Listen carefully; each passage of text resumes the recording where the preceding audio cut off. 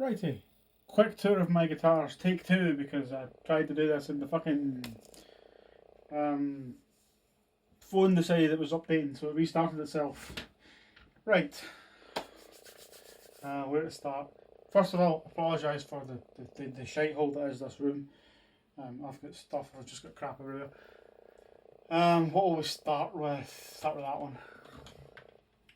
Okay. This lovely thing was my first electric guitar. It's a Yamaha RGZ.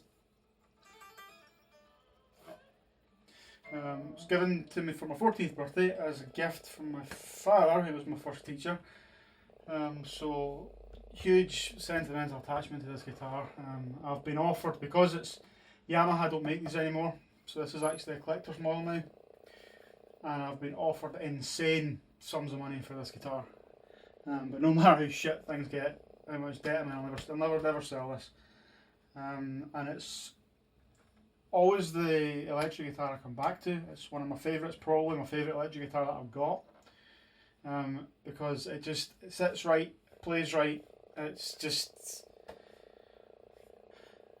an incredible thing to play. It's so versatile as well, the sound of it, because you've got the humbucker pickup here for gives you the good crunch for the rock stuff. You've got single coil for the twingy twangy other stuff, and this humbucker, I don't know if you can see it, but the humbucker's like two single coils sort of together, but that actually splits. It's got coil tap on it, which is what these switches here do, and that splits in that humbucker. You can split that into two single coils, so it gives you like that automatically alone like branches out the number of sounds, things you can get from it. And it also has the Floyd Rose twang bar, which hours of endless fun and many strings broken you can have with that. Move down here now. This my first acoustic guitar. I got this one when I was about 15, I think. It's a Fender, albeit a very old Fender. You can't really see the Fender on the headstock anymore. This was my sort of companion, my travel companion when I went about. And I had to take a guitar with me. I'd always take this one. It sounds great for a budget Fender. It's got a string missing because I had to use it for something else. There's something rattling about in there, I don't know what that is. It's been a while. And you can see how old it is. It's got quite a bit of wear on the fretboard there. So I've played this a lot, written a lot of tunes on this one. So even though I've got another acoustic guitar now, I would never ever get rid of this, because it just has such a sentimental attachment. Broke my heart a few years ago because it fell over, and just because of the way it fell, the headstock went like that, snapped completely off. So as you can see there's a kind of black spray paint patch job there, because I had to glue this back on, and I drilled and screwed and patched it all back together. And it still plays relatively in tune.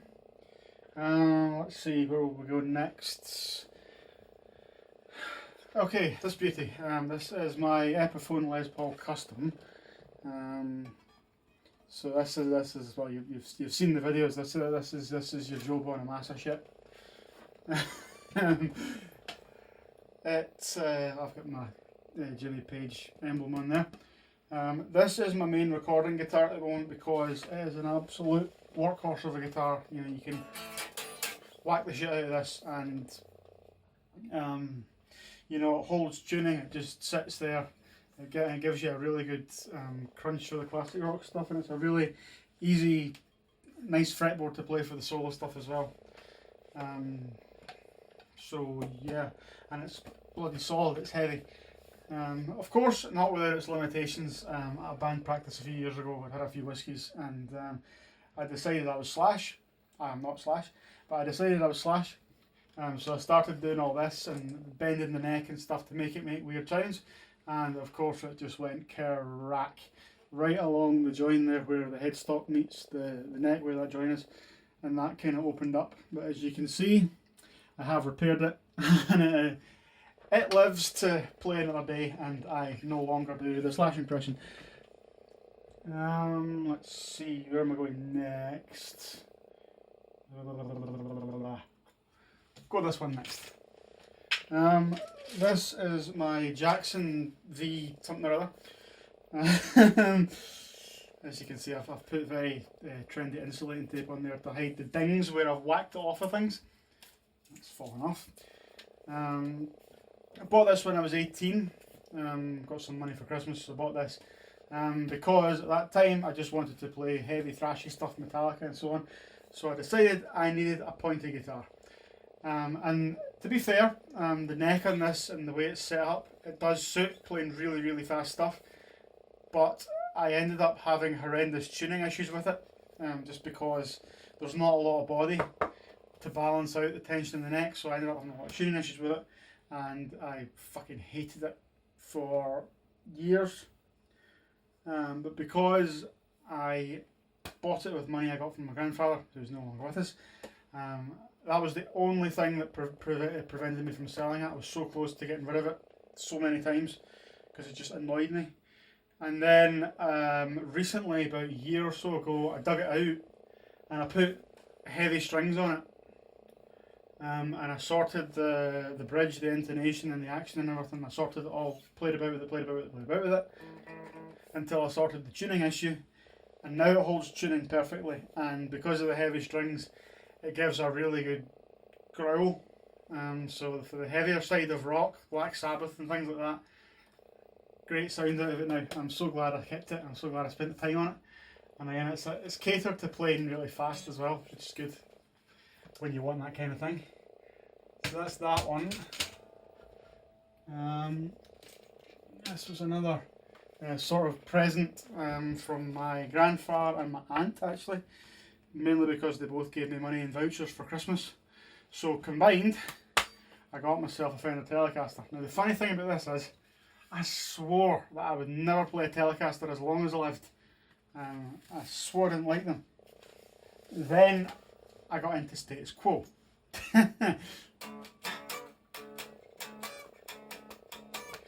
And I kind of thought, I could see myself playing one of them. So I went into Glasgow, and I ended up, I was out with some friends from uni in the pub all day. And then I thought, you know what, fuck it, I'm going to go buy that guitar. So I went and I played 2 or 3 different Telecasters. McCormick's Music in Glasgow, which sadly is no longer there. Mainly because it was overpriced as shit. Anyway, so that's my Fender Telecaster. Again, it's a lovely guitar for the clean stuff. You can get good rock tones out of this as well. It's a very versatile guitar. The heavier stuff, it can be done, but I tend to go more towards a Les Paul for that. Personal preference, but this, I mean, it sounds fantastic, and just the shape of it and everything. I must be the only guy who plays Fenders that prefers the Telecaster to the Stratocaster. But that's that one. It's served me rather well. This one here is the bass that I do all my recording on, my bass record. Because I'm not a bass player, I decided it wasn't worth investing in a bass. This is actually not mine, it's borrowed from somebody who I don't know. Someone who, I was at a flat party in Glasgow and they were moving country, I think, and they wanted a place to store it and asked if I would hang on to it. So I said sure, and I've been using it for recording ever since, and it's here until they decide they want it back. So yeah. This one is another I swore I'd never play story. Because I got this as a gift for my 21st birthday from my folks.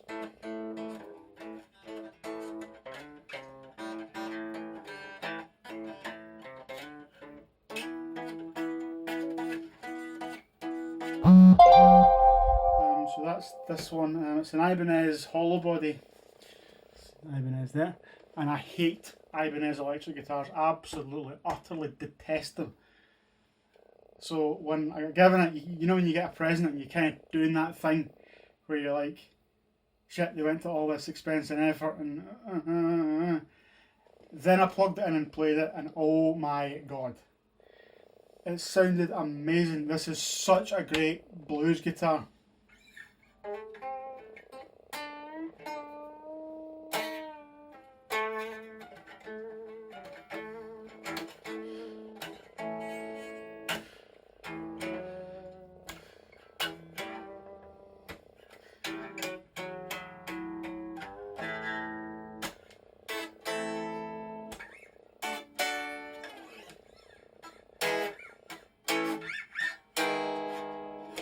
and also because of the hollow body, you get somewhere in between a sort of electric and an acoustic guitar.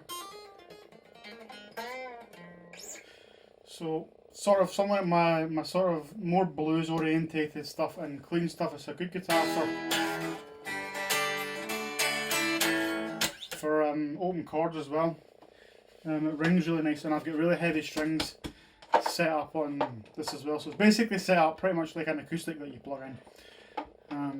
So yeah, this is possibly the only Ibanez electric guitar I've played and I loved. And I use it for recording quite a lot. It's a very good guitar for playing slide on as well. I'm not the best slide guitar player in the world, but yeah. So that's that one. Down here, I don't play this much, but down here, and this is actually a really good travel guitar because it's really light. It's a Mario Rodriguez. It's a classical guitar.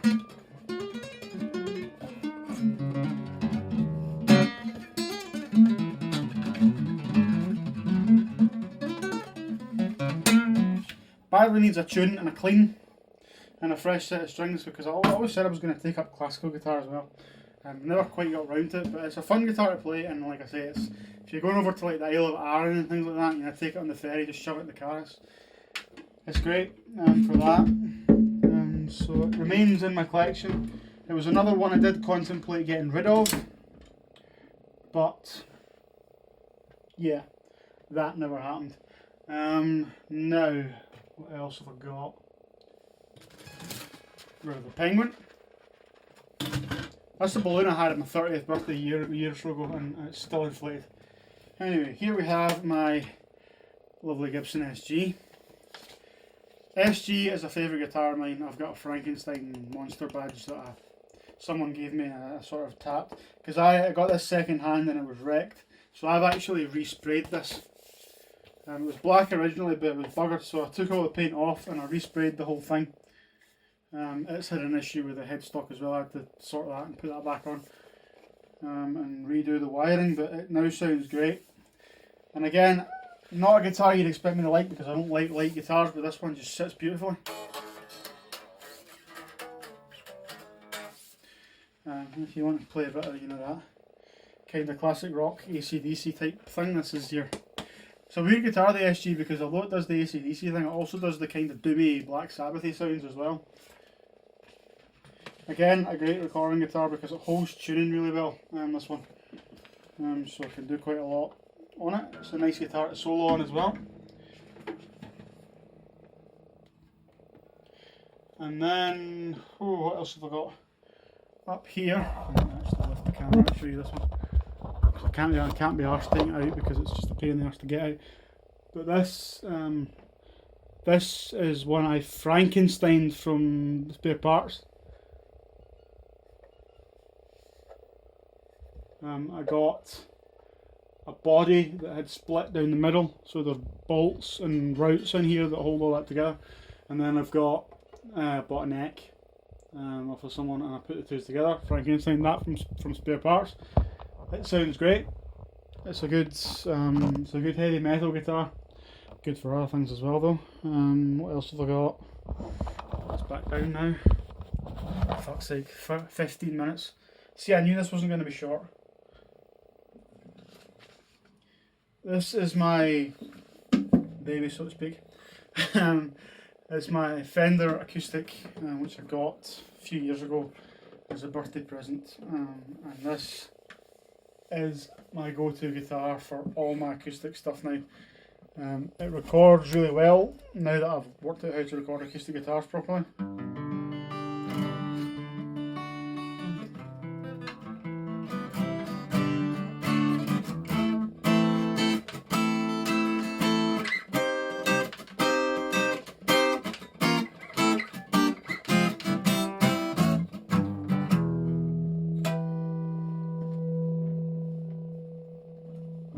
It just resonates beautiful. I absolutely love this guitar. So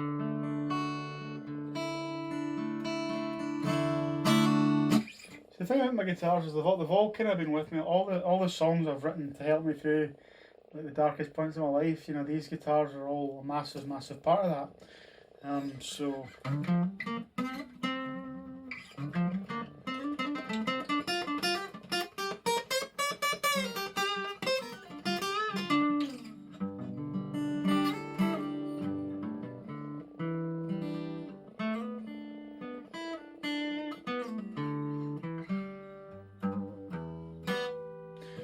So yeah, that's why this is why, even despite my best intentions, I can never get rid of a guitar.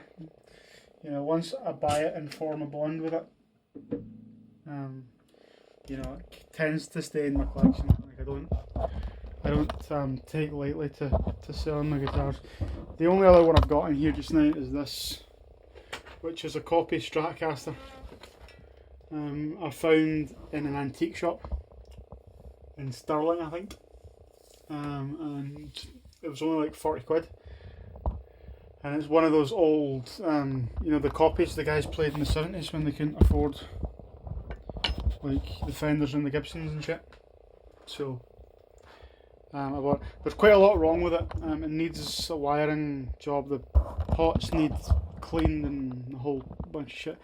It needs the grounding sorted because it makes noises and all sorts. But I'll get to that. So yeah, that's pretty much it.